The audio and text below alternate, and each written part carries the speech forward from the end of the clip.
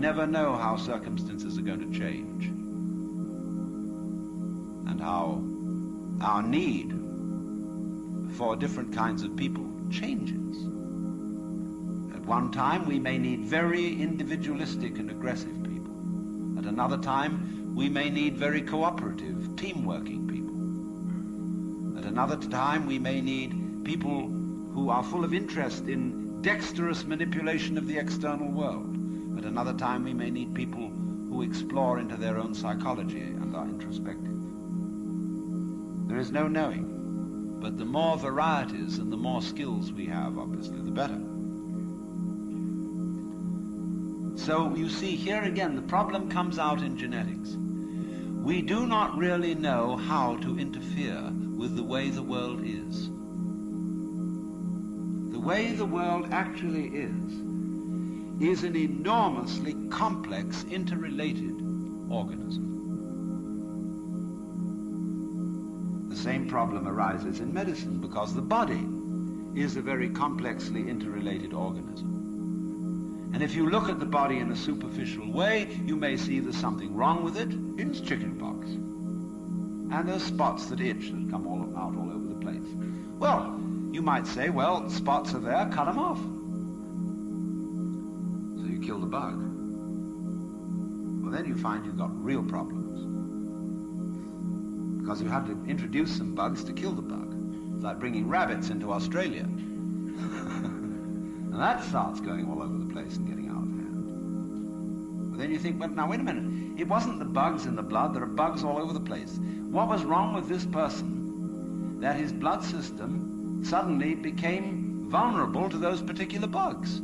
His resistance wasn't up. Therefore, what you should have given him was not an antibiotic, but vitamins.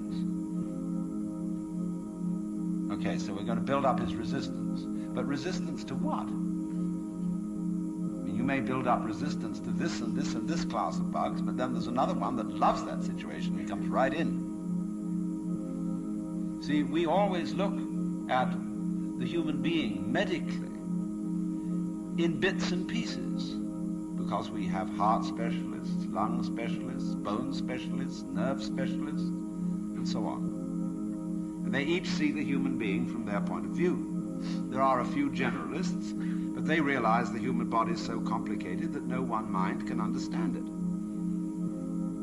And furthermore, supposing we do succeed in healing all these people of their diseases, what do we then do about the population problem?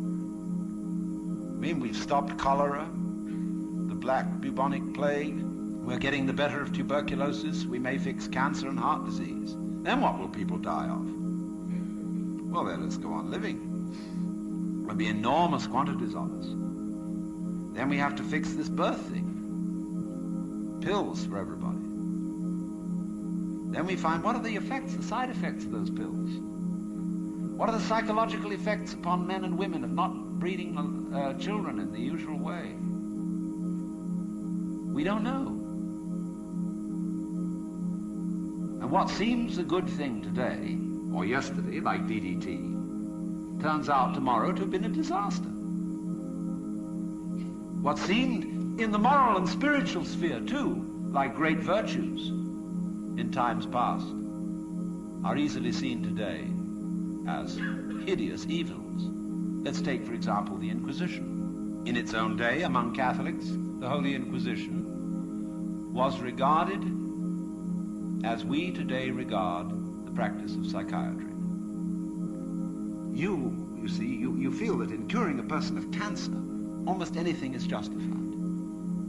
The most complex operations, the most weird surgery, people suspended for days and days on end on the end of tubes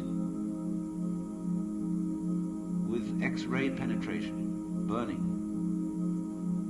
or people undergoing shock treatment, people locked in the colorless,